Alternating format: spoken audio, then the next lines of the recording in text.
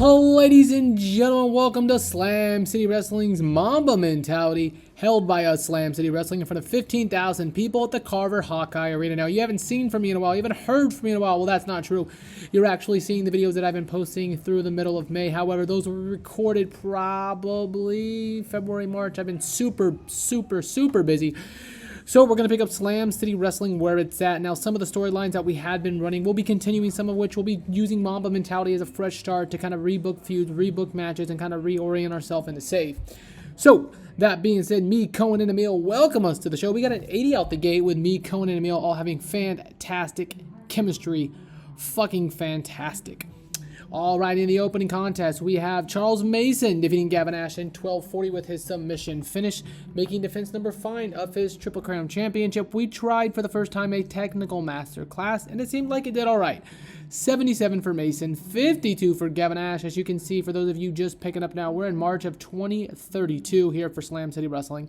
We're quite a bit into our save, and we're going to push on Mason with the Slam City Wrestling graphic orient, and Gavin Nash, of course, being part of Adrenaline Drip with with Cappuccino Jones, Teriyaki, and the like.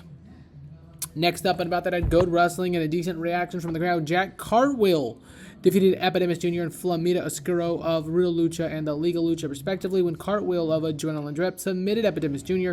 This match was his all-tour finder a lot of hot spots, and boy, did it. Epidemic Jr. was the weak link, struggling to keep up with Evan. He only put up a 50, but Flamita Oscuro and Jack Cartwheel with a 74 and 71 collectively, 65, 51, 82 down the line as Mamba Mentality pushes forward.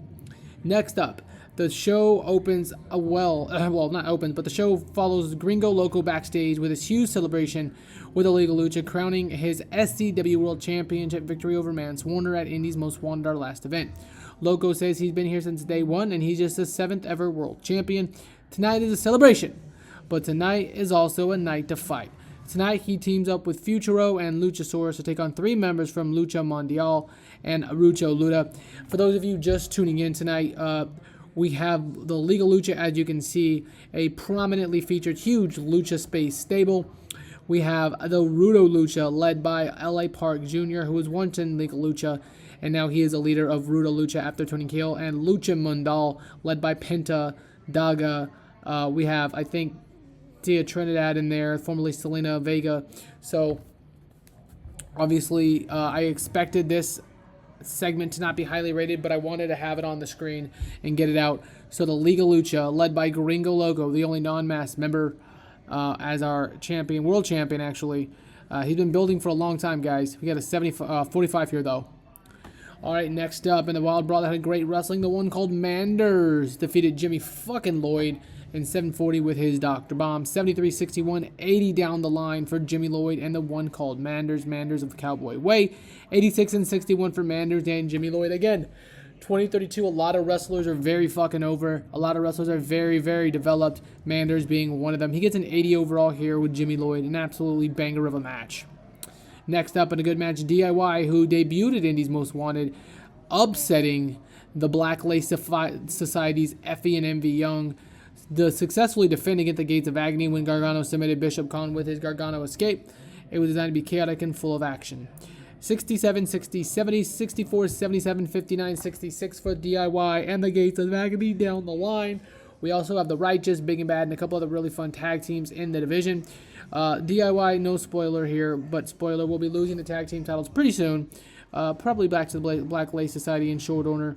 But for those of you who are just tuning in, you can see we are basically ran like Game Changer Wrestling. We have some segments, some promos, but for the majority, we are just a fucking fantastic indie promotion. 70 over here with DIY defeating the Gates of Agony. Next up, a video airs of Tiffany Stratton, who's 34 and saved now. Tiffany says she debuted here in SCW at Indy's Most Wanted to a women's championship match because it's fucking Tiffy time.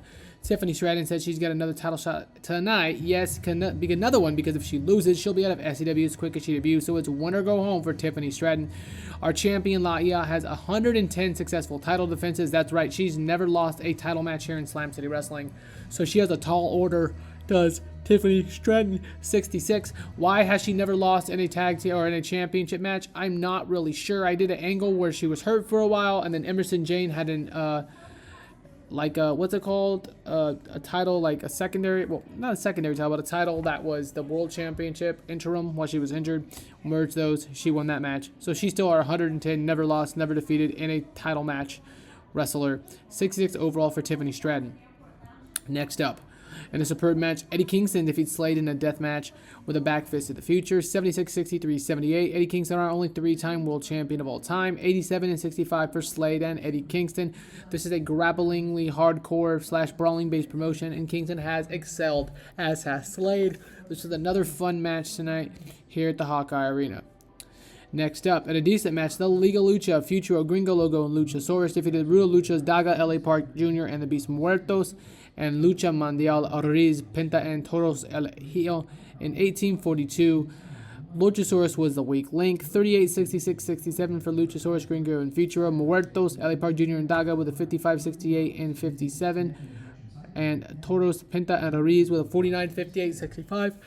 Not our best workers here in this match, but still really good workers. Gringo Logo got the title because we've really been building him up. He'd been teaming him with El Fantasma for a very long time, who is actually, I think, 37 days away from his contract expiring in DDT, and we have him pinned to try to grab him back because that was a fun tag team for El Fantastico Chico Blancos. But nevertheless, Gringo Loco, I wanted to give a title run because he's done so much big things here in Slam City Wrestling. He's really part of our company's lineage. So I wanted to include that title run, and such as such. 69 overall, 58, 49 down the line for the Liga Lucha versus Rudo Lucha versus Lucha Mundial. Our big mega stable wars going on here to end this calendar year of 2032. Next up, we get the hype. Tiffany versus La Hija. The commentary lifted the quality. 77 overall. And in the main event, and about that had great wrestling, a good La Hija. Her name is La Hija de Guadabella, but we just named her La Hija because she's the daughter of SCW. Defeated Tiffany Stratton in 15 minutes with mission, making defense number 111 of her Slam City Wrestling's Women's World Championship. 83 and 60. Commentary lifted the match. Grabbed getting better. She was rusty. Nevertheless, she will be gone because she lost, and she's out of the company now. We're going to have an 80 overall. We lost because we didn't have limited viewers. It benefited from a wild selection of angels. We got a 41 overall increase, 80 overall. We had an 80, 76, 82, 45, 80, 70, 66, 78, 69, 77, 83 down the line. So a very solid show, sans the backstage Liga Lucha promo that I knew was going to get tanked.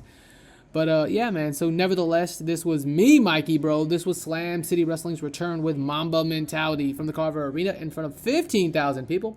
Thanks for watching, everyone, and have a glorious rest of your day.